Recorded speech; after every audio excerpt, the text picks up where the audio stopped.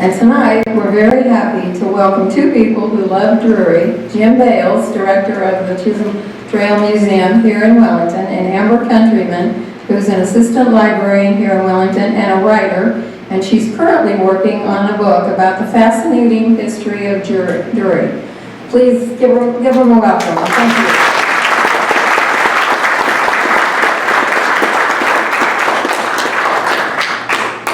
Well, thanks for coming. Nice good crowd here.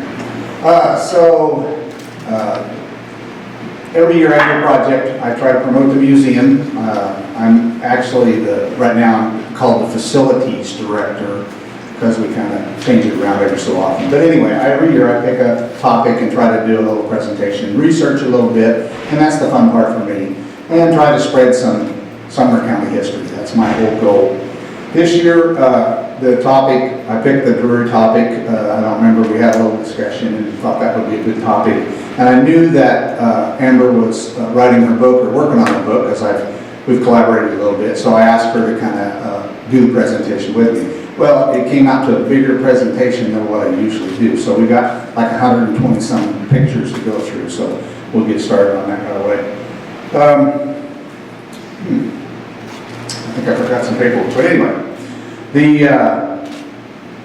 the name or the topic of our talk tonight is the Drury Park Playground of Oklahoma and Kansas, because that's what they called it back then, and the Great Flood of 1923. So we're going to kind of tag team with her a little bit. I'm going to let Amber talk a little bit about Drury and some of its history, and then I'll take over and talk about the Great Flood and some other highway history that will kind of play into this, and then we'll toss it back and forth about some other buildings and locations. So with that said, I think I'll just turn it over to Amber. You can come up here and start your part.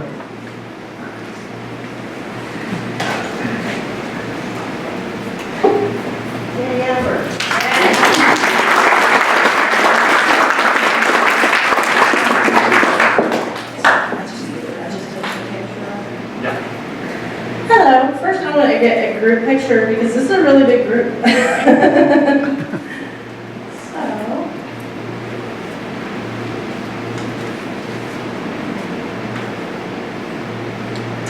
thank you. Hello, I'm Amber Countryman. I'm the daughter of Nancy Countryman of Drury and the late Tom Countryman. We moved to Drury when I was 7 years old, and I am currently writing a book on the history of Drury. I have several memories of growing up in Drury. When we first moved to our house, there were actually snakes in it. So we had to call a local herpetologist, Larry Miller from Caldwell, to remove them. I stood on the couch with a butcher knife. I was really scared. And our house actually had two front entrances because there was a separate entrance for the school teacher who rented a room from maybe the Brady family, I'm not sure exactly, probably, because the schoolhouse is right across from my parents' house. So, and then one time, there was always traffic during harvest, and I was very imaginative. So one time, I found some wheat laying on the ground, and I put it in my wagon. I put a little plastic crate in front, and I was determined to take my own little load of wheat to the elevator. I always loved visiting with elderly neighbors and collecting their stories and information. And when I was about 14, I realized that it really needed to be preserved. And, well, for several years I've been working on that. It's just a work in progress, and I'm really, really planning to get it done this year. So. Yes. That's my mom clapping. That's my son. Okay, well, I'm going to tell you a little bit about Drury's history. Osage Indians were probably more than likely the Native American tribe who resided in Drury, because Drury was part of the Osage Indian Diminished Reserve when they had to cede their land to the United States government and were forced to move. They were bold warriors who were known for hunting, foraging, and farming. In 1877, Alexander Culbertson purchased 510 acres of land in and around Drury from the United States government. So he was the very first landowner in Drury.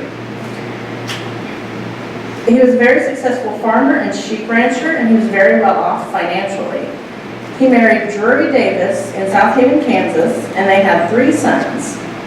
Culbertson founded Drury in 1884 and named the town for his beloved wife, Drury. The town actually was not chartered until 1886. And, oh, you know what? I need to be showing you guys pictures. I'm sorry. Jim, why didn't you hit me?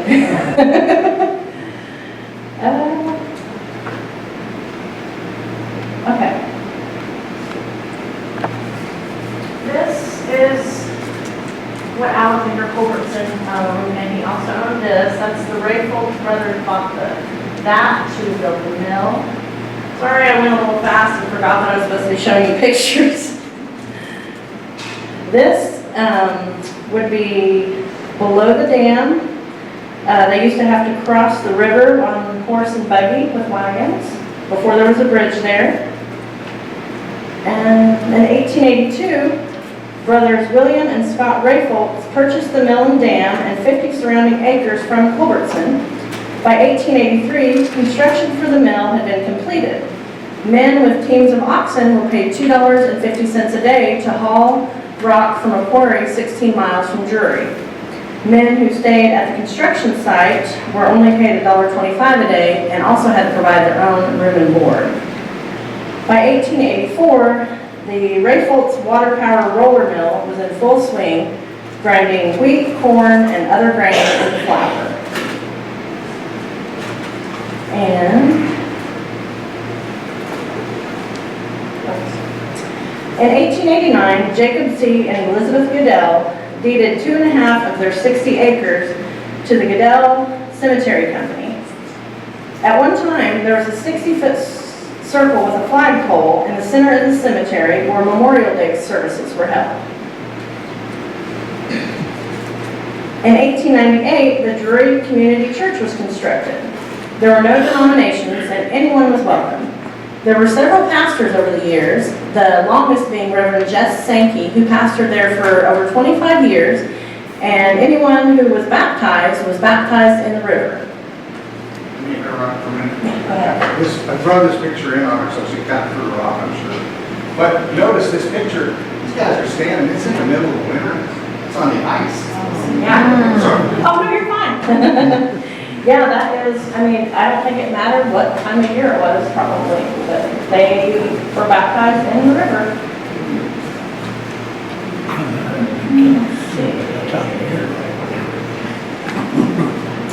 This is probably one of the very first homes in Drury.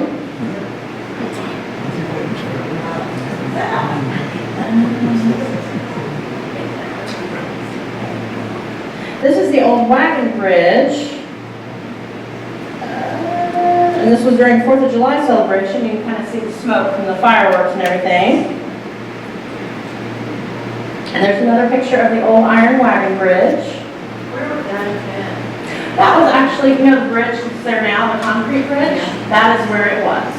Yeah, and after the flood, we'll talk about it a little bit, that was there before the flood.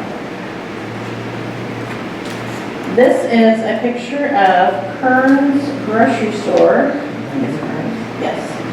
One of the first grocery stores in Drury, if not the first grocery store in Drury. The Drury Grade School was opened in 1888, teaching children through the 8th grade. Once they completed the 8th grade, they went on to either Caldwell or South Haven to complete their education. The school was closed in the 1960s. And the building's now privately owned. There is a picture of the depot. And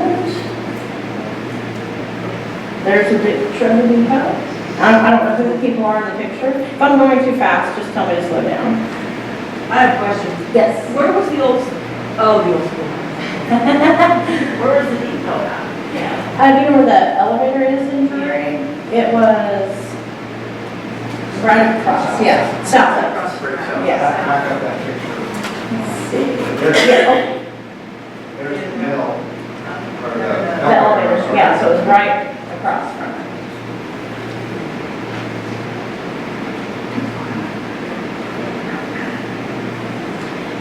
The Southwestern Railroad opened up Drury Station in 1887. Steam locomotives were used to haul grain during harvest. People used to ride the train from Drury to Caldwell, Bluff City, Anthony, and Harper. They had like a little excursion train. The railroad closed in the early 1960s, but the New Era Milling Company elevator was still used in the 1980s. And there is a picture of the elevator, and it looks even worse than that now. And here's another picture of the Kern grocery store. I'm not exactly sure what the employees are advertising, but it just says Mount Drury at Quaker Park. I guess maybe they went on like a booster trip when they used to advertise things. Is that the building that's there now? Still working? No, this building is no longer there. And this is another picture of the old iron bridge. And this is one of the original residents, Bessie Kern and her daughter Maxine. I'm not sure who the other people are though. You know what year that was fabricated? The iron bridge, the iron one? Yes. I do not. I do not. That's one thing that I need to find out. It's fascinating how you would ever get steel that big Yeah. in place and A fabricated. bridge, yeah. Whatever In that year time that was, period. is pretty remarkable. Well, it was washed away in 1923, so I'd say probably, yeah, 1880s. probably. And here is a picture of some people in their bathing suits. Beautiful bathing suits. And here's a picture of a picnic at the river, or at the park, I'm sorry. J.C. Carlson purchased a ranch on what is now Highway 81 near Drury in 1908. In 1911, he first experimented with planting broom corn. He was quoted in the July 28, 1911 Caldwell News as saying he would make a small fortune off of his experiment. And he did. He profited $7,000 from 50 tons of broom corn.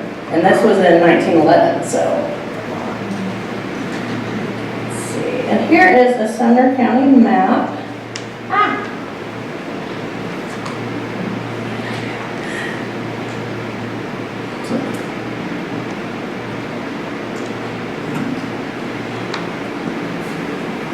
I don't know if it says, oh yeah, 1918. So yeah, here is Drury. And that would have been about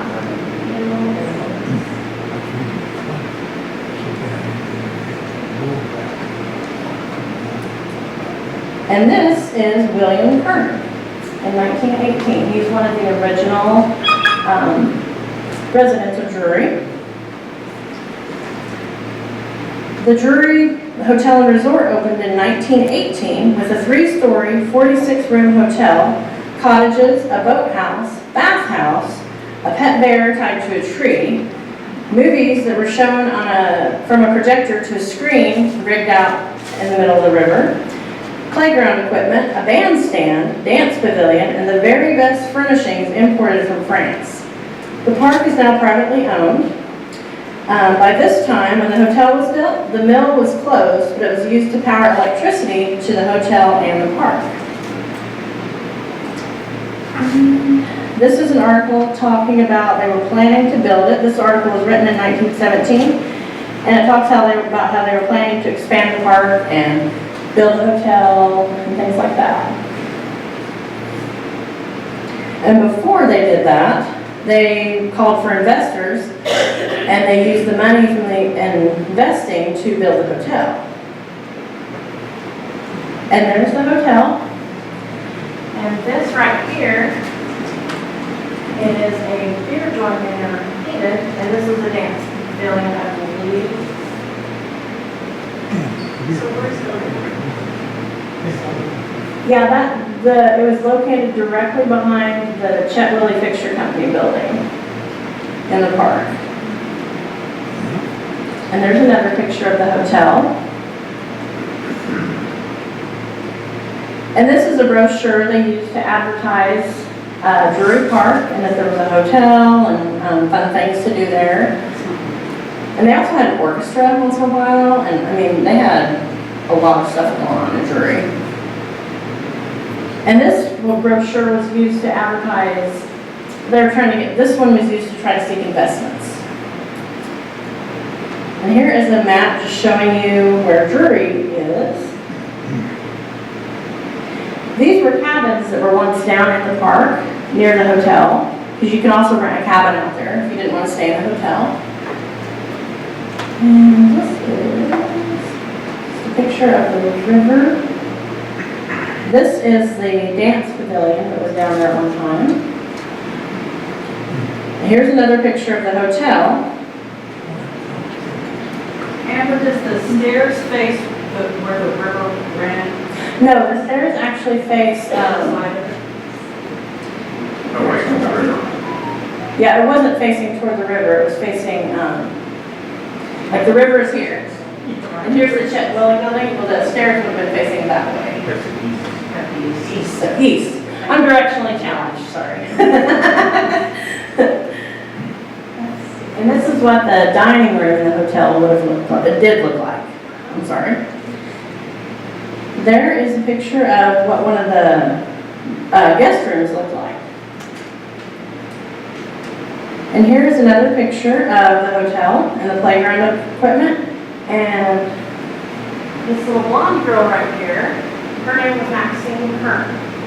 And unfortunately, she was killed at the age of 12. She was killed by a car on the bridge. So, very sad story.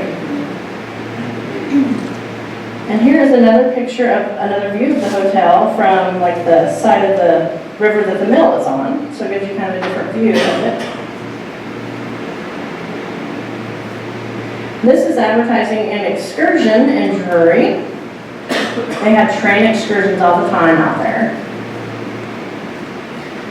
Here is the entrance of Drury Park at one time. And this is on, I believe, on opening day of Drury Park. And they're advertising a movie which was probably shown on the raft in the river.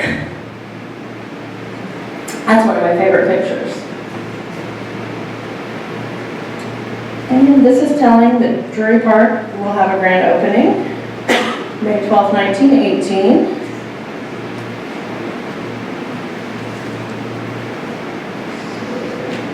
And it tells that in Drury Park, there were 550 cars parked in the park. I have no idea how they got them all in there, but They were smaller then. yeah, true, a lot smaller. And then, in 1919, a year after the hotel opened, there was a sheriff's sale. And my guess is they probably spent too much money importing the best furnishings from France and went over budget. And yeah, that's what happened. Then on June 9th, 1923, the Chikaskia River rose 21 feet after the area received over 9 inches of rain in a very short amount of time. The iron wagon bridge, railroad bridge, hotel, cottages, boathouse, and the entire resort area were destroyed by floodwaters. But the mill actually withstood the flood. Now I will turn it over to Jim.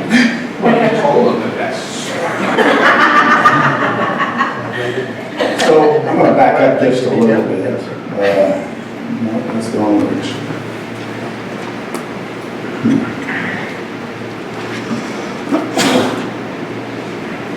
Well, shoot. Okay.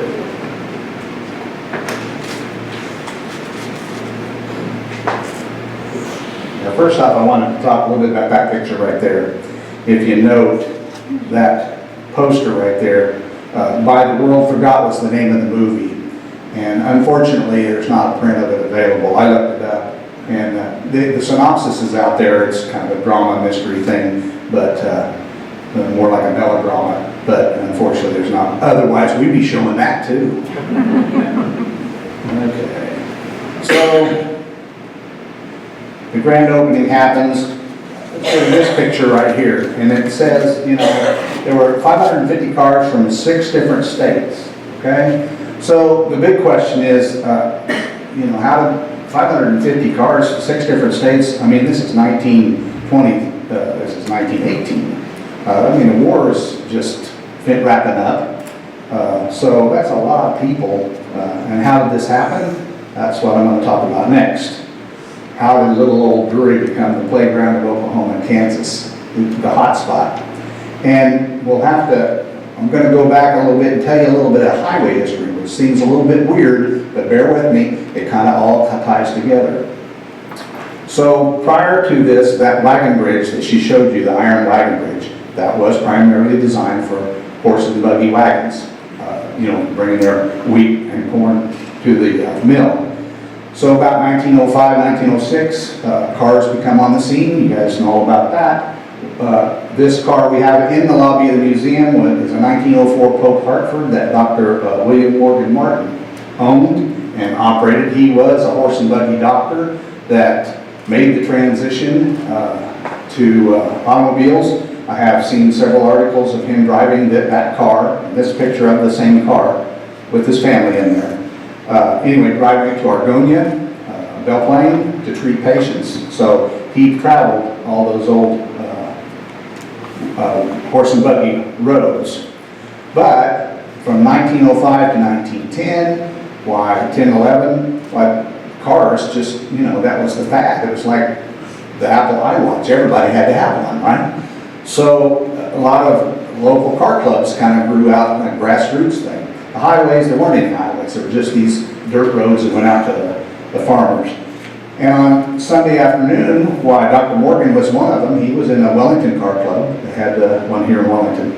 And they would drive over to Winfield or Belle Plaine or down to Drury. And so this is a book from the Wichita Car Club that I got from the Historical Society, Kansas Historical Society. And I think the date on this is 1910, yeah. So it was, again, just a car club of guys that owned cars that wanted to get out and travel, see the sights, do day trips. And this is a map that's on the back of that particular brochure, and you'll note that they have different routes that they describe. And you can see it has like Route 1 going down here, Route 2 over here to Garden City, and these were not state or federal maps. These were local guys that just got in their car, drove out there, and they drew their own maps of how to get out there with the mileage in between, so that you could, if you were part of the club or another club, well, you could go have a day trip. Well, that grassroots organization spurned a lot of dissent over the condition of the roads. There was an article I read about a farmer in Mayfield who on Sunday afternoons he would hook up his mules to his wagon or whatever, and he'd go out to a certain route on that road, and he would sit there and wait for these looky-loos coming out on Sunday afternoons to go by, because it was always muddy and always boggy, and they always got stuck in this thing. And then he would go in there and he would hook up to them and pull them out for $2 a pop, dig them out of the deal. So a lot of these drivers didn't care much for that, but so they kind of pushed for better roads, and that's when they started grading the roads and making it to drain right, so you wouldn't have those kind of spots in it. That eventually evolved into what we call the Meridian Highway. So there was a grassroots organization, guys, what do you say, in Salina, Kansas, that had the idea that if they put together a road from Winnipeg, Canada, all the way down to Mexico, why that would be a wonderful trade route that cars could travel up and down. And so they kind of mapped out their route, and you can see this on this map now. This map, there was one of the Wellington data when they were proposing this, and it showed a spur that came off of Wellington and went over to Caldwell, or actually over to like 49 Highway. and went south. That back then was called the Chisholm Trail Road, but it would go down to Caldwell here, and then cut back over into the main highway. But the guys that's lined up decided they just wanted one route, they didn't want any spurs, and so they went to South Haven, then across to Caldwell, and then down to Eden. So that was the decided route. Well, because, you know, Southwell Caldwell, Drury's right in the center. And so it was going to be on the Meridian Highway. Here's another picture of that, a little bit blow up. Now you'll note this brochure here came out in 1919. I'll get this in a little bit, but note right here, it says trail. It's a little piece of area right here. So by the time this brochure was put out, 1919, they were in the process of paving the Meridian Highway, concrete paving. Now I don't know what concrete mixers looked like in 1919, but I imagine two guys with hose and a big tub mixing concrete all day long. And that boggles my mind that they paved they started in 1919, but they finished in 1928. So it took them 9 years to pave all of the highway except for Nebraska, okay? Now, why that's important is because these investors, as she showed you in that one article, there were like 5 or 6 investors. Some of them were from Pond Creek, Oklahoma.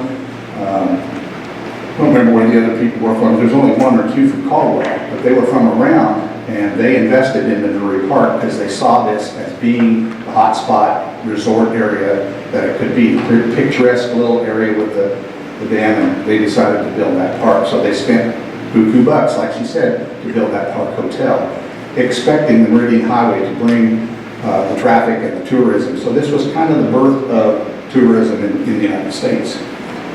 Okay, so the stage is set. They're building the highway. They haven't got to Drury yet, but they're paving the highway. It was an interesting process because they poured this concrete and then they covered it with dirt, and they drive over it, but they left the dirt over it to let it cure for about a month, and then they'd go back and clean the dirt off.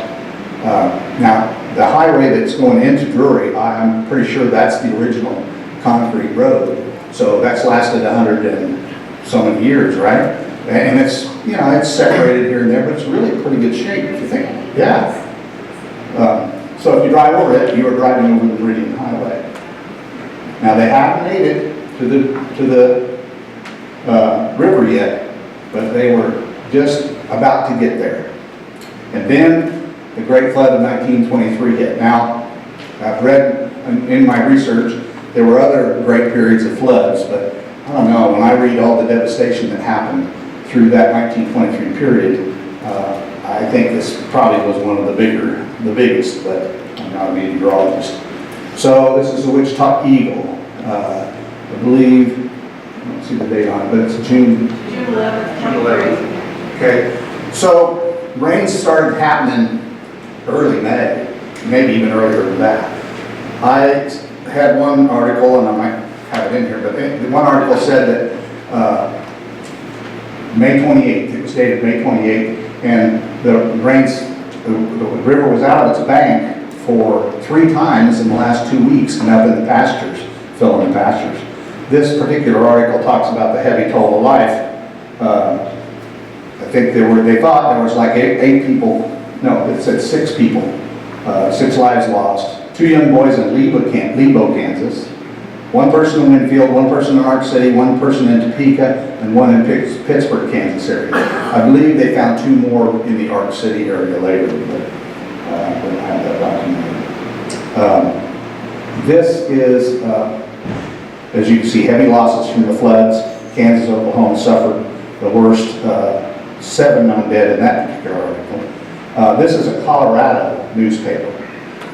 Now, I put that in there just to show that this made not just national news, but international news. I found a newspaper from Australia that talked about a wrestler, not a wrestler, he was a boxer. And he was in Ark City, and he was, because of his strength, while he was swimming in the great current and pulling people out and saving their lives, and it made news in Australia. So this was an international affair. Here's another newspaper article. 6 are dead, many disappeared, millions lost in floods. Yeah, and we're talking from Kansas City all the way down into Oklahoma. This one caught my eye. The Santa Fe, at midnight on June 9th, a Santa Fe passenger train left Winfield, and the engine was washed off the track while trying to forge through a flooded area at Dale. I don't know where Dale's at, but it says it's near Mulvane. The train was thought lost through most of the night. They finally got some communication that the train was stuck in flooded waters. And so they sent a rescue train out of Wichita on Sunday with power boats and rowboats down to cross on the other side of the river. And they couldn't get across the rowboats, that was worthless. But the motorboats, they could get across, and they loaded all these 200 passengers a little bit at a time, ferried them back across the river, got them on the train, and then finally got them into Wichita, all safe. I can't imagine going out in a river like that, in a rowboat or a motorboat, either one. Because the motorboats of 1923, you only kind of have a 150 horse Johnson or Evergreen on the back. So that was June 11th, yeah. So, and the paper dates aren't exactly current with the rain. The rain started June 8th. The big rains did. But the June 9th, Ark City reported over 5 inches of rain over the past 48 hours. Wichita recorded 7.96 over a 24-hour period, and still raining. In Kansas City River was 20 feet above normal. The Smoky Hill River in Junction City was 29 feet above normal. Burlington, Kansas reported 27 feet above normal. Now here's some pictures from flood scenes from Wichita, and you see where the dirt's all washed out from underneath the tracks. The tracks are just kind of swinging like a suspension bridge there. Here's a picture of South Wichita completely underwater. Now these are out of paper, so they're not great pictures. Well, I was going to say, back then, Wichita flooded really bad too. Yes, it did. Oh, it wasn't just Wichita. Winfield and Ark City got hit the worst, and we'll talk about that in a second. Yeah, it was Kansas City area, the whole state, Joplin, Missouri. It was all through the area. This next picture is Wichita, and you see the kids with the fishing poles out in the street. Now, so here's a picture of Council Grove. I threw that in there just to show you how far north that Council Grove got flooded. And then here's Wichita Eagle paper, June 14th, 1923. Loss of life and property damage is greatest in Ark City and Winfield. So the biggest part was that all the bridges were washed out. It washed out every bridge. There wasn't a bridge left between Wichita and South Ark City into Oklahoma. If you were in Ark City and you wanted to go to Drury, you had to drive all the way to Wichita and cross the, let's see, which was it, South Lawrence Avenue Bridge. It was the only one left standing. And then you could drive back south. All the oil production, which we're talking 1923, the oil production in northeastern Oklahoma was hot back then. All oil production was shut down because they couldn't get the trucks out to the wells, and they couldn't get across whatever rivers and creeks there were. So, as I said, Ark City was hit the worst with 3,000 people made homeless in Ark City and 1,500 made homeless in Winfield. Now, granted, they probably pulled these numbers kind of off the top of their hat, but it was a big impact. They estimated $3 million damage, which would equate to about $53 million today. That was just in Ark City. Ark City asked for $500,000 just to feed people. So you can imagine with all of that, there was also a lot of chaos, a lot of looting, and which it did happen. And so Governor Davis on June 10th, that evening, he assigned one of the Kansas National Guard units, Battery F, to the Ark City area, and the American Legion of that area also started patrolling the city and put in martial law. So here's some pictures. There weren't, in fact, I found no pictures of Park City, but I found a lot of pictures of the Winfield hit at the same time. And so here's like downtown Winfield. That's right, I believe, right at 9th Street. What does it say? Well, you guys all know where 9th Street is in Winfield. Here was the train station.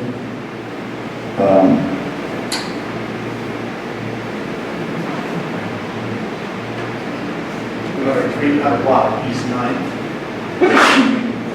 Second block of East 9th, you got waist high. So just, and I don't know about Winfield, but I know that Park City had built a dike around that west side of the city. Of course, Park City had it bad because they had Walnut River on one side and the Arkansas River on the other, and the two rivers together almost flooded the whole town. And here's an article talking about the bridges and the loss. And here's some pictures of bridges washed out. And look what it did to those railroad tracks, just twisted up like a pretzel. Now that's, you know, as I said, that's Kansas. Now what did it do to Wellington? Wellington paralyzed.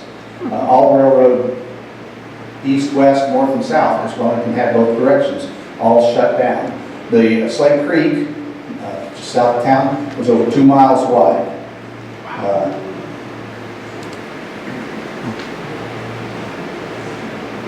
So no trains could get in or out. Wellington was basically cut off by the raging floods. Of course, along with that, telephone communications and telegraph were all cut down. Now, Caldwell News. now we're starting to talk about Drury. Destruction in Drury. Drury Park is a thing of the past. Flood did. Not a building is left standing except the wreck of Lizzie Parker home. Now, the Lizzie Parker home, John, you may help me here with this, but it said it was west of town. As you leave town, it's kind of a rise and a house set on the hill. Isn't there a house out there on the road? On top of the hill. Headed east? Headed east. No, west. Anyway, that's where the Lizzie Parker house is. And some of the cabins that got washed out got hung up on the house and actually shoved it off its foundation, but at least it was the only building still standing. So when somebody asked about that grocery store earlier, I think it bye-bye. The people had no time to get out and get their things. In fact, people even in the Parker house, they had to wade across the pasture to get away from the home. They couldn't take any of their belongings. And in the hotel, as the water started coming up, this is early Saturday morning, June 10th. The early Saturday morning, the water's lapping the edge, and they got the cars down there and they're just kind of watching the water flow. But by mid-afternoon, the water was up to the second floor, and that's how they had to evacuate. I think they took 15 people staying there and 5 families out by boat out of the second-story windows to rescue them. And they said that the first warning they had, well, the river was already up. So then you have all this rain that hit north of there, up in the Kingman area, and then over towards Kansas City and stuff. All that water formed a 3-foot-high wall of water coming down the river. And after that 3-foot-high wall of water, then it just continued to rise until by about 2-3 o'clock, it lifted the building off its foundation. This is a 3-story hotel, 4 colleges, 40 feet deep at the camp. Now here's some pictures of the water as it's rising. That's some of the cottages there. This picture here shows the note where the water line is, and this one here, note where the water line is. So the water's coming up. And most of the people that were there probably got out on the south side of the river, where it's high by the mill actually, and probably watched it all. Somebody was smart enough to take a picture of the hotel as it drifted off its foundation and broke up.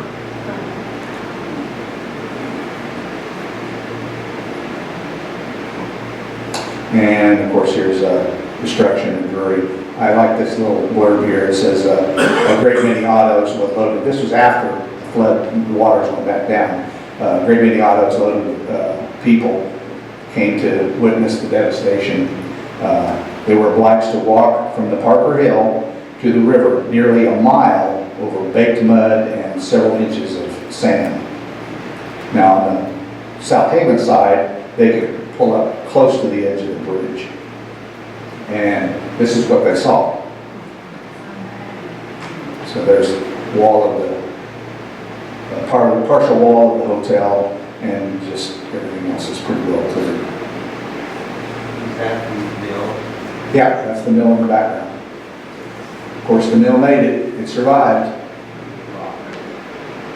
So when you were talking about the rising and when it fell off the foundation, what date was that? Was that the 10th? That was Saturday, so that was the 10th.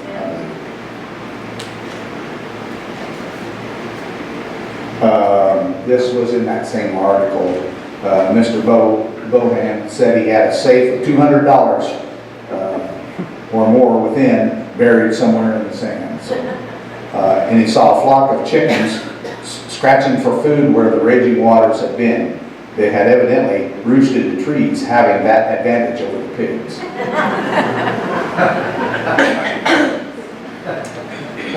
Yeah, and of course the dam, it survived.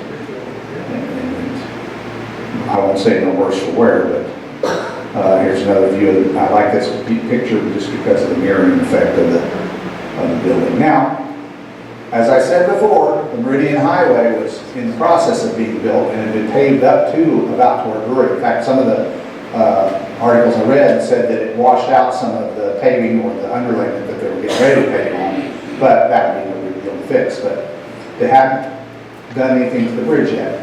The bridge was condemned to be torn down because it was just a wagon bridge, and they needed something more substantial for all this car traffic.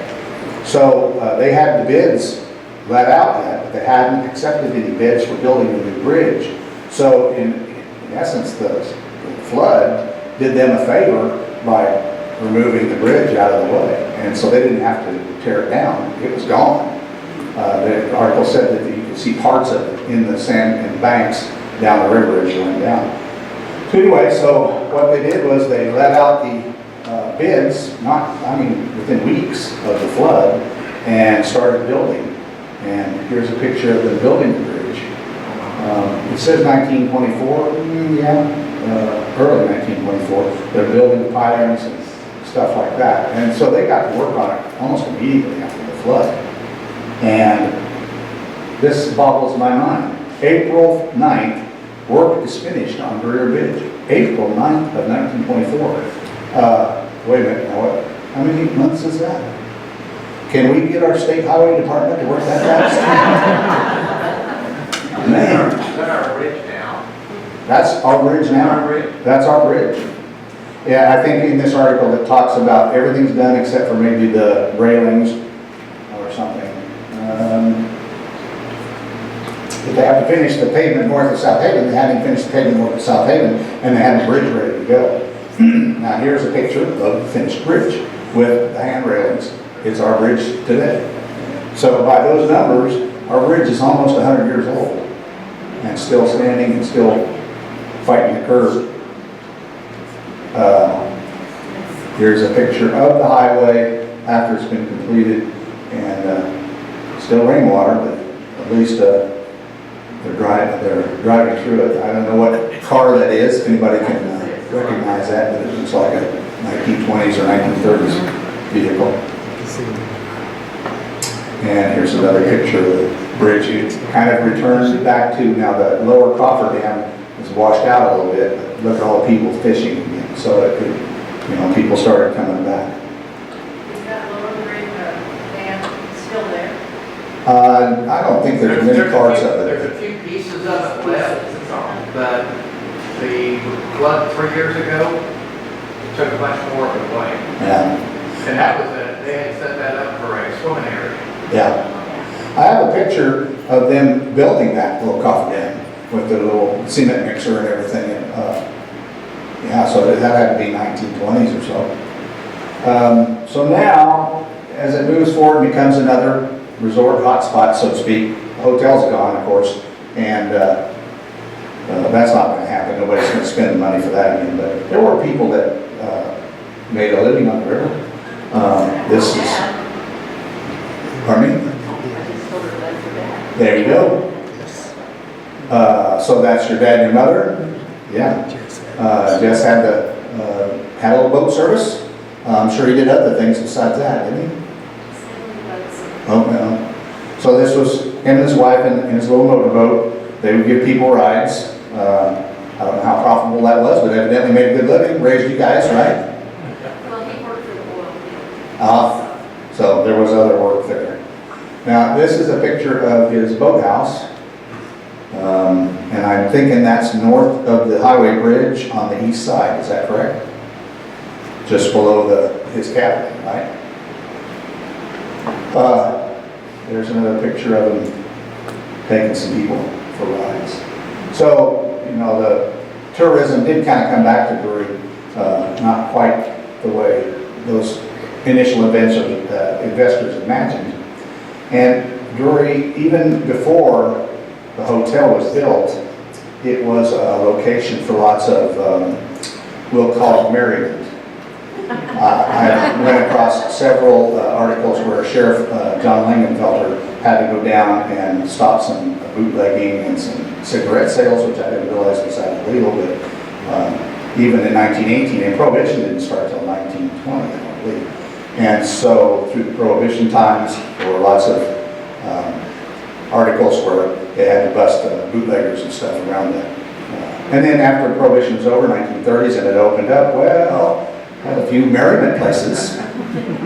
And this place is called the Merry-Go-Round Beer and Dance Hall. And Amber was telling me that this guy's, this was Frank Watson. However, The guy on the far right is it's Frank Watson in the white, with the white shoes. That's probably his family. Anyway, I found a note that said his name was Norman.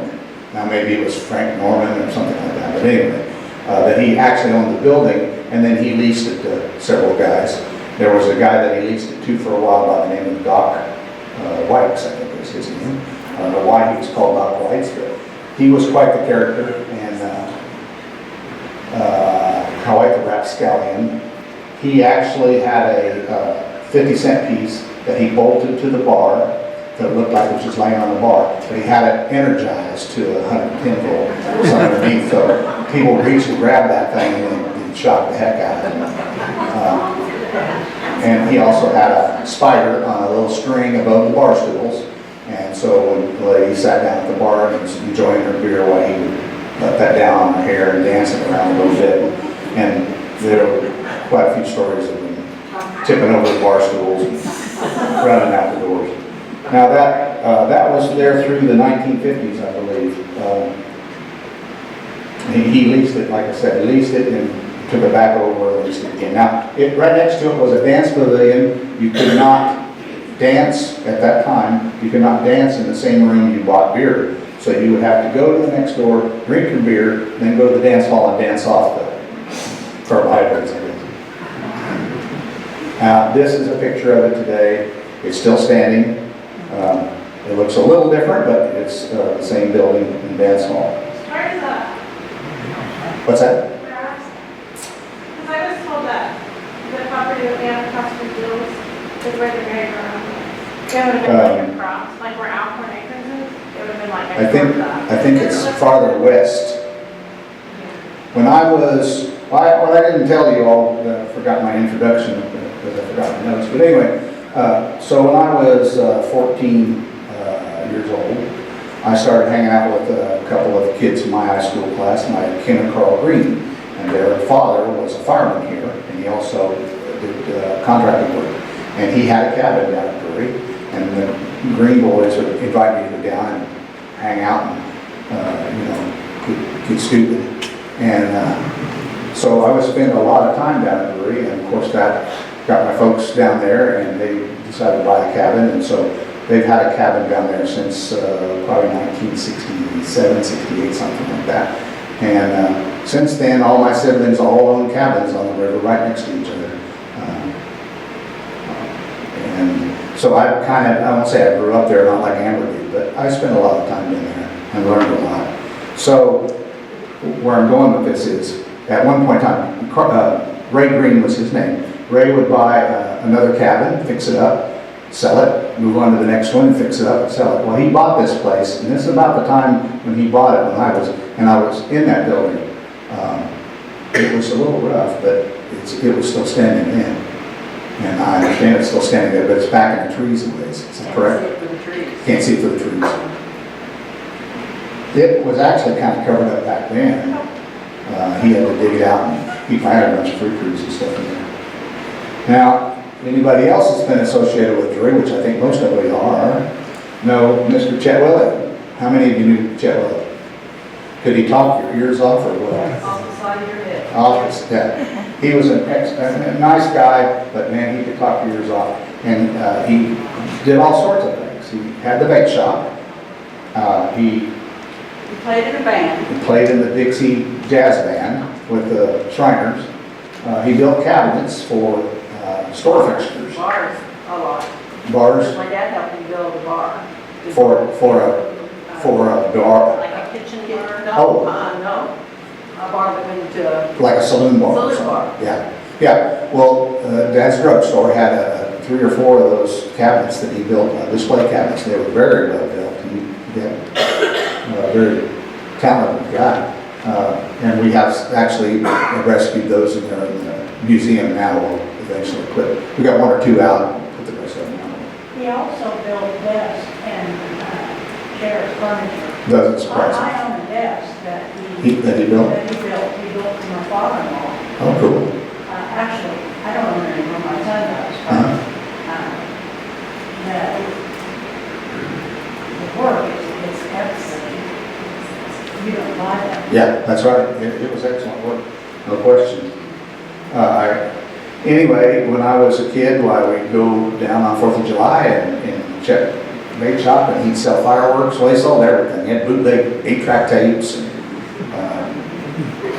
yeah, it was, but then you'd get stuck talking to him for half an hour. So, but anyway, I threw this picture in because that's not a pretty picture of the mill before it disappeared.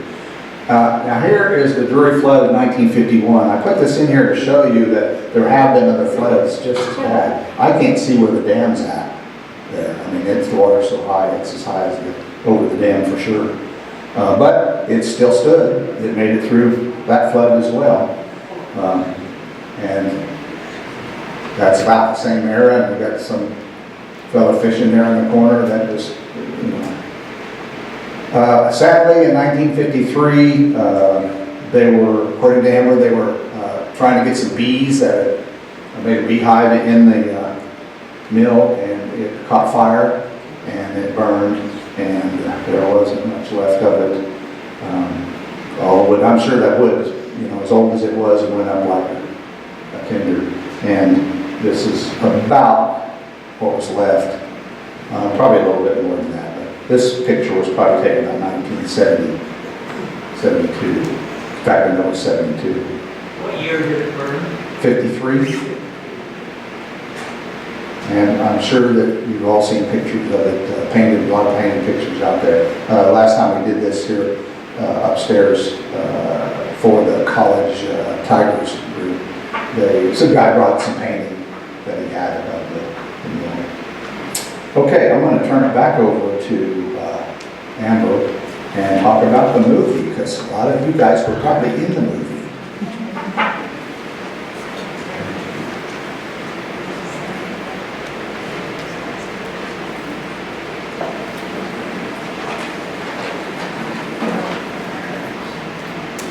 in 1973, Skip Sherwood decided to film the movie Americana in Drury, Kansas.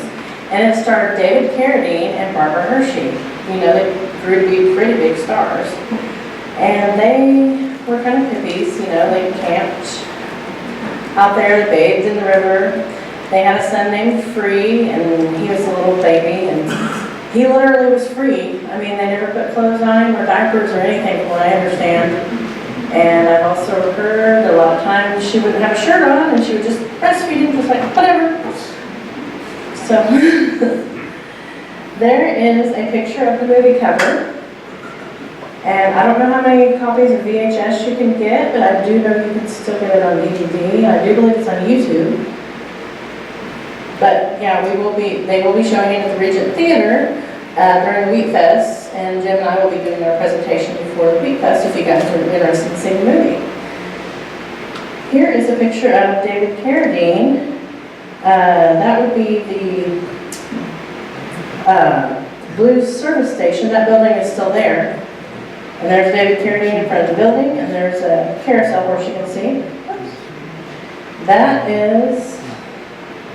That's the old service station, and the building's still standing. And here's just kind of a neat picture of just during the filming, just some extras and stuff that they had. And here you can kind of see people gathered at the grocery store. And there is, in a scene in the movie, they're having a parade, and Chet Willie's band is playing and everything. So that would be just kind of shows you the downtown Drury during the filming of the movie. And there's a classic picture of David Carradine taking a bath in the river. That is a scene from the movie, but I've heard that's really how they bathed when they were filming the movie. So, and you may recognize a couple of these people. Barbara Hershey in the middle. And this is former Drury resident Jess Eckel and former Drury resident Chet Willie. And that's just taken from the scene in the movie. And here is Chet Willie's Dixieland band that we were talking about. And there's the carousel with Barbara Hershey in front of it. And here is a couple in front of the carousel. And there's another picture of the carousel. Right here.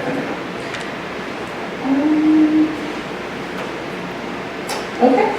All you want to say? Well,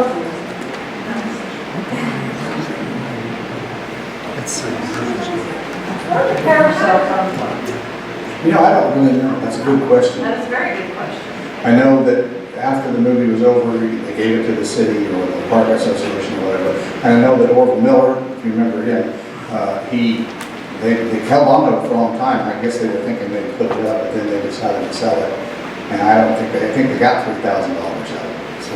This is a very interesting time when they filmed, because my husband and I, and my brother-in-law, we were all out there. Because at the time, my husband had we had it was a 69, we had a Corvette. And my brother-in-law, they were number of year olds, but they both had the same color. Well, David Carradine thought that was an awesome car. So they drove the car around, and then I think his brother drove Larry's car around. This was and when you were talking about they bathed,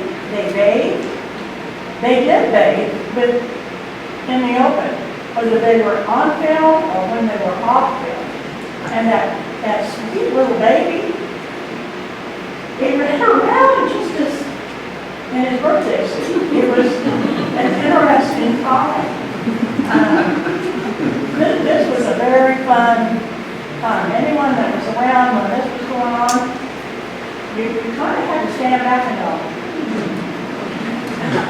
just a little if you were, quite accustomed to that. So, but just- it was a really fun thing. I remember the carousel. I was curious where it came from. Yeah, I don't know. We have one of the horses off the carousel upstairs on the 3rd floor of the museum. Now why, how the museum got it, I don't know. But I do know that some guy contacted me who's a big David Carradine enthusiast, and he was just excited that we had that horse. I haven't seen him yet, but he wants to come see it and do a whole thing on just that horse. But anyway, I don't know where it came from. That'd be an interesting thing to figure out. It was an interesting time.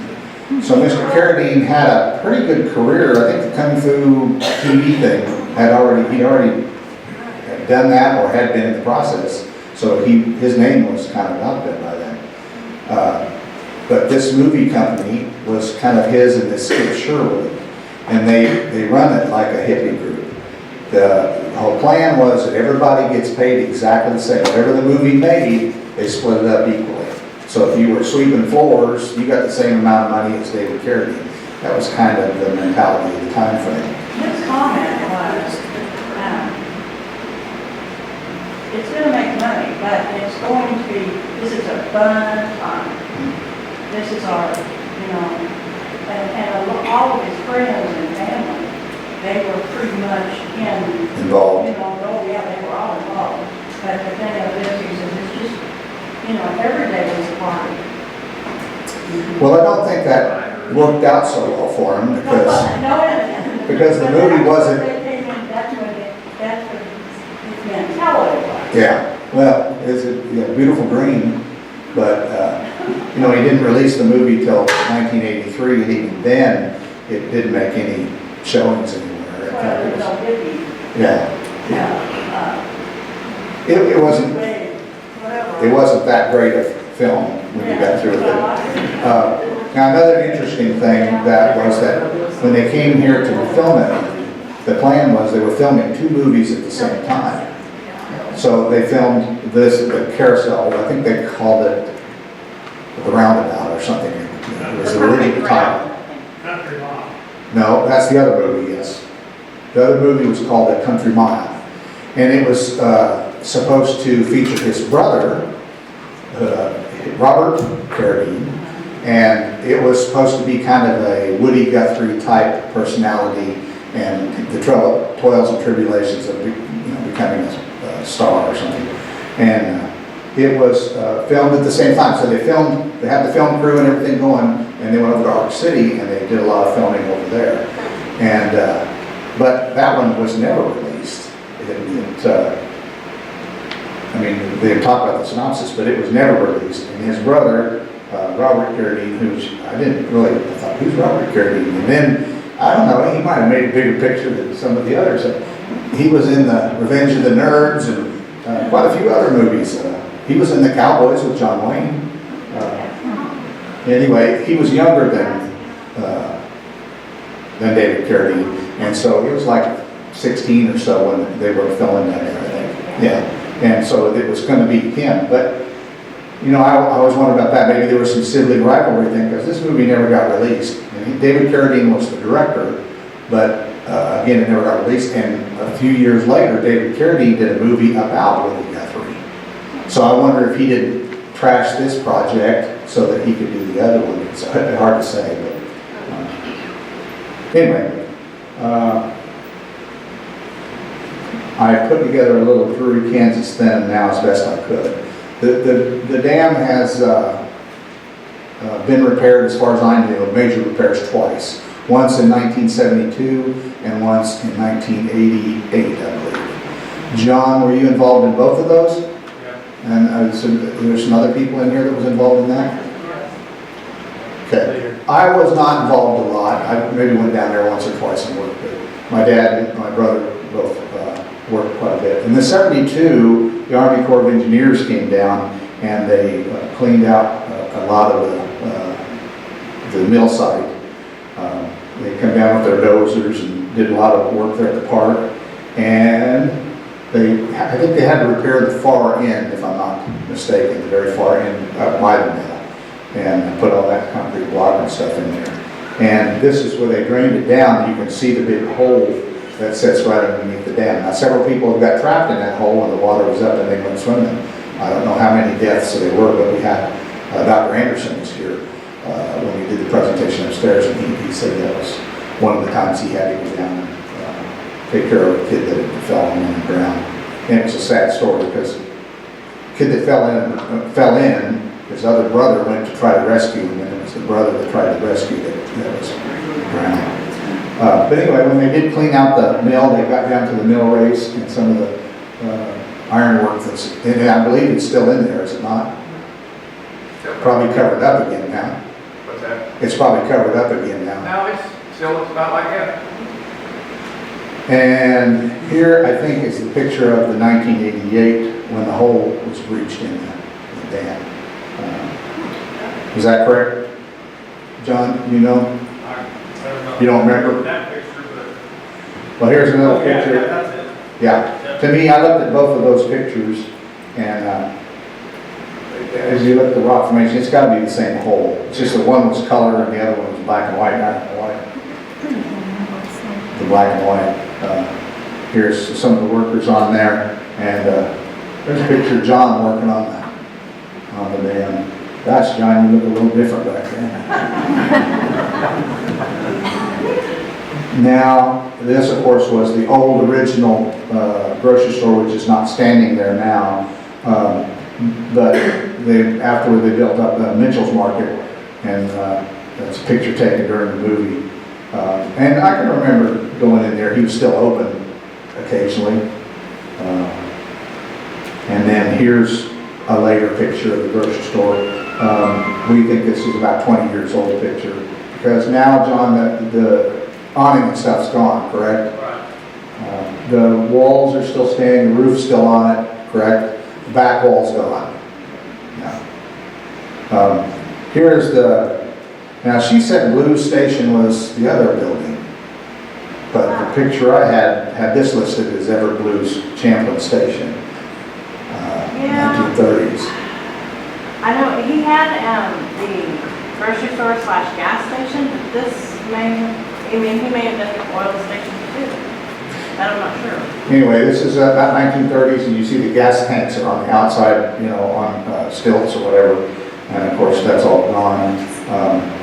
But that, you know, pretty good looking station back in the 1920s and 30s.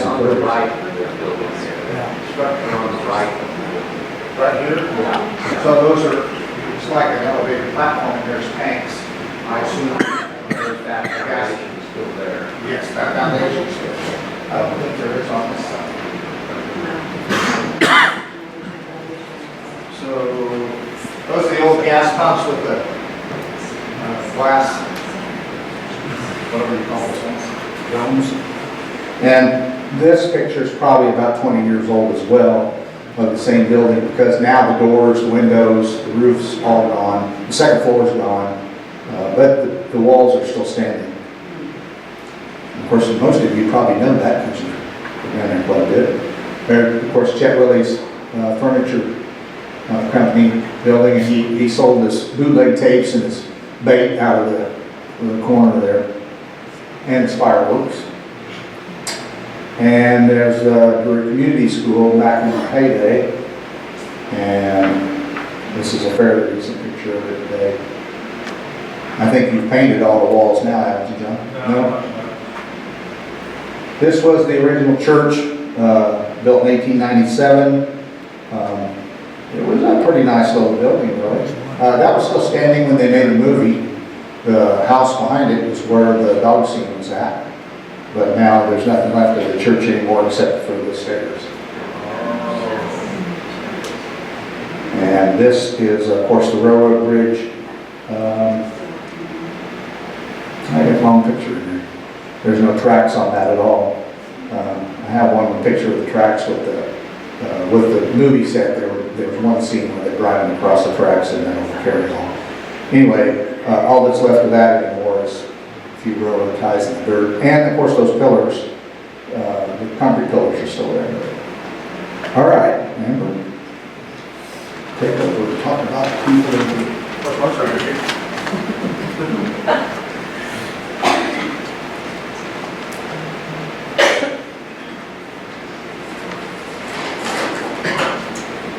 Okay, there were some pretty interesting people in Drury.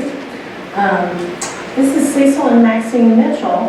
They owned the Drury Grocery Market for about 26 years. I would say they're probably the longest running grocery store owners in Drury. And at Christmas time, they used to buy bulk candy, and they would put samples out on plates, and they would expect you to take a sample or two of your favorite kind. And they bought milk and eggs from local farmers and fish from local fishermen until government regulations came into play and they could no longer do that. This house was where Agnes Hale was born and raised, and it is no longer standing. It was next to the grocery store. This is a picture of Cecil Mitchell and John Brady in front of the grocery store. There's Dennis Mitchell and Donna K. Blue in front of the grocery store. And this one kind of gives you an idea of what it looked like inside the grocery store. And the man on the end right here is Russell Price. And I do have the names of the other people I just can't remember right now.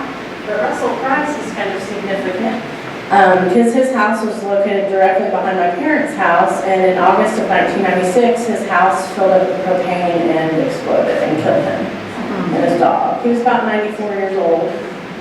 Still not a good way to go. This is very, very tragic. And there's a newlywed couple, Cecil and Amelia Eshelman, inside the grocery store. And this is Delbert McMillan. The Mitchells used to buy fresh farm eggs from him. And this is W.J. Stoltz. He is one of the earliest residents of Drury. This is Jess and Anna Eckel. This is Agnes Kern Hale. She was born and raised in Drury, and even after getting married, she remained in Drury. The only time she left Drury was when she was in her 90s and she had to go to an assisted living center. And I believe she was about 92, 93, somewhere in there when she passed away. So her sister was the one that was killed on the bridge? Yes, her little sister is the one that was killed on the bridge. Okay, you want to talk about that a little bit? Yeah, I can talk about that a little bit. From what I understand, Agnes was about 16, and her sister, Maxine, was about 12, and they were walking across the bridge to get the Ark City paper because they delivered it. And there were the cars coming from separate directions, and I've heard a few different stories. I've heard one that, actually from Agnes's family, I heard that she may have been flirting with one of the boys in one of the cars, and another car just kind of swerved, I think, to Miss Agnes, and maybe just didn't see Maxine and hit her and kill her. So it was very, very, very tragic. And there's Agnes Hale and her husband Jack. And there's a picture of Agnes's father, Robert Kern. He was another gentleman who gave people rides across the river in a boat. This is Joe and Ida Euler. They owned Euler's Inn family-style restaurant in Drury. And she would serve the food in big bowls, and you just passed it around like you would at home and serve yourself. And they were often flooded out, and their neighbors had to come in and help them move their belongings up to the top of the building because they were pretty much on the banks of the river. That's just west of Carolyn, do you know exactly where it's located, or approximately? It was list. Okay. And, Okay. And this is Agnes Hale and Russell Price. They were really good friends. They grew up together. Agnes actually was really good friends with his wife, Alice. That's me and my mom and dad. I was probably about 12 or so in that picture. This is an ad for Millstone Stables. The Hilton family used to have stables in Drury, and this would be an ad, and this is an ad for a horse named King Glow. And I believe that is probably Jay Hilton atop his horse. There's one more story I'd like to tell you guys. There was a grocery store on the banks of the river. It's no longer there. I believe it was possibly that Kern grocery store building. There was a man named Mr. Austin, and I don't know much information about him. I can't find much information about him. But he owned a grocery store, and they were rebuilding the bridge at the time, pouring the concrete. And the locals say that the workers were of questionable character. And they went into Mr. Austin's grocery store and asked him if they could just charge some groceries. And he said, no, I'm not comfortable with that. So legend says that when he closed up shop that night, they grabbed him and threw his body into the still curing concrete of one of the bridge pillars. So it may or may not be true, but he really did disappear. No one ever heard from him again. His family didn't know anything about him leaving town or going on vacation or anything. So, you know, I kind of believe it. Were there any questions, comments? I just know his name is Mr. Austin. I don't know a first name. Any other questions about anything? Well, since most of you guys, I mean, 90% of you have some kind of story about Drury or some kind of experience down there, if you got any comments or things you want to share, I'd be glad to hear them. You know, she is writing a book, so if you got anything to share, sure. That, Mr. Stern brought a copy of his grandfather's. Great-grandfather. Great-grandfather. And it's original. The $10 stock over there on the table, that's just something cool to see. So he invested in the Drury Park Association, but lost his money. Yeah, $10 back then, like that. Yeah. I just want to say what's going on now there. I know there's a new owner and there's some. Yes, actually, Ricky Connor is the new park owner. If he wants to introduce himself, talk about the park a little bit. Oh, I just trying to get it cleaned up down there and get the beach back like it used to be. We've been removing trees. We put a dike up year before last after the flood kept coming through there and filling the picnic tables up with sand. And we'd have to take the backhoe down and move all the sand and shovel it away from the tables and everything. So we put a temporary dike up, and ever since we've done that, it hasn't rained. The high side of the dam up where the mill's at is where I'm building my house, right where the mill used to be. And in that area up there, we're putting in a dozen RV campsites with power and water. There's a shower house up there with running water and toilet and washer and dryer for people when they stay out there and camp. So, Is there a cost to spending down there? what's that? Cost? Cost? Well, we started charging $20 a year for anybody 18 and older for a year pass, or $5 a day. Some people think the $5 a day is too much, and I say, well, you know, just guesstimate it's going to cost us about 20 grand to cap the dam, and I'm sure that's going to come out of our pocket because I don't think we make that much money off of it down there to pay for it. But the dam needs to be repaired. I hope to start doing some of the work on it this fall. And we just poured concrete about 3 weeks ago because it was trying to undermine behind the mill, underneath the mill walls. Wash out underneath there. So we poured a bunch of concrete down there. $5 a day is not out of line. What's that? $5 a day is not out of line. And if I'm going to some of these other places, it's going to cost you more than that. Well, And it might not be as clean.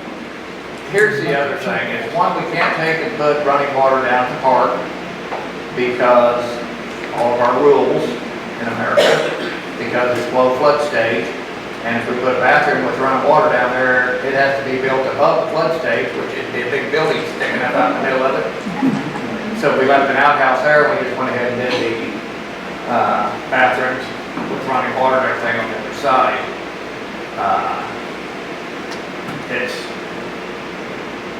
The insurance is probably one of the biggest costs down there right now. Because the liability insurance, we're in talks with a new insurance company to get it down. Because it's ridiculous because we let the public in. Well, isn't there some kind of a disclosure when you,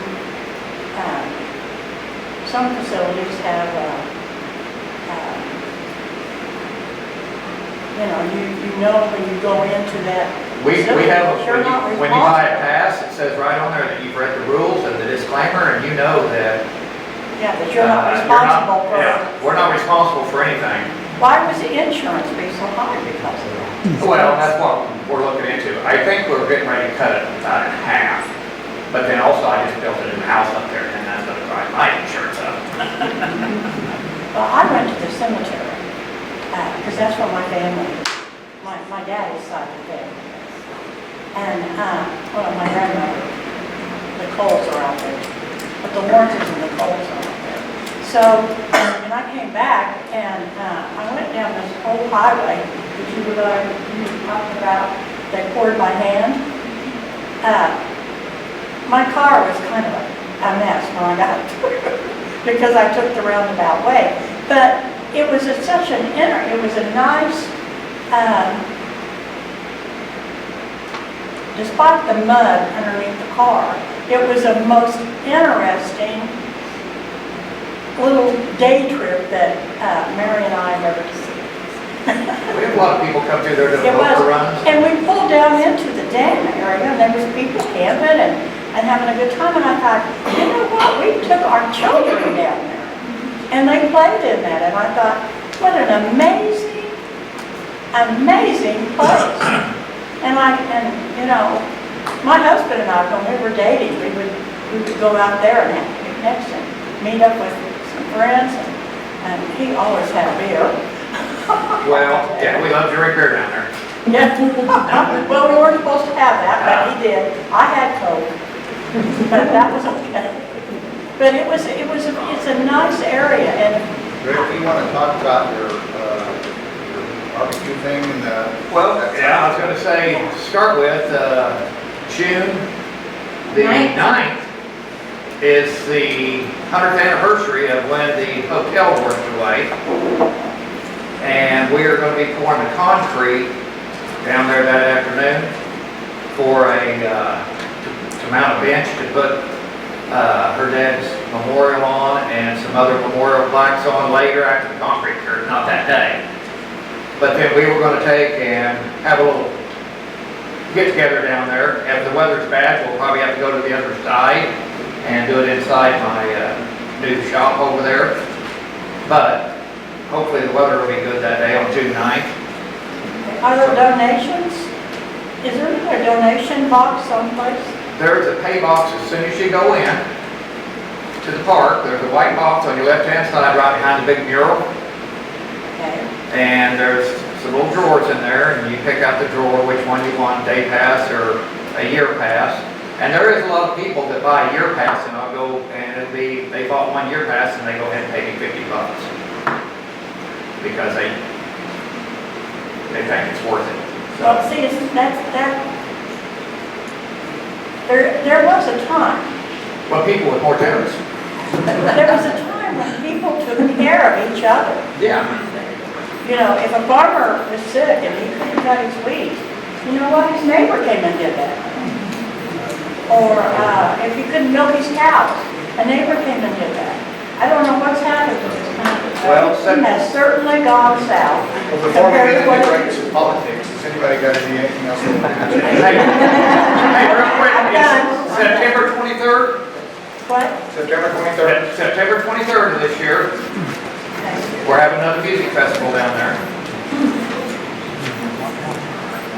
And it starts mid-afternoon, and we're gonna eat around 3 to 5 o'clock. I've got a pit down there that I cook the pig in. So we do a pit barbecue. And then sit around and listen to everybody play. Lee Jim will be down there playing. And several others. Well, thank you for coming. Thank you. Jim. Yeah, I plan on being there. We'll see how everything, maybe that's a long time away. Do you have a question, Sherry? Yeah. What year did they actually do the film, the Americana film? Oh, good, sorry. They started filming in 1973, but it actually wasn't released until like 1983-ish. So it took several years after it was filmed to be released. Yes, ma'am?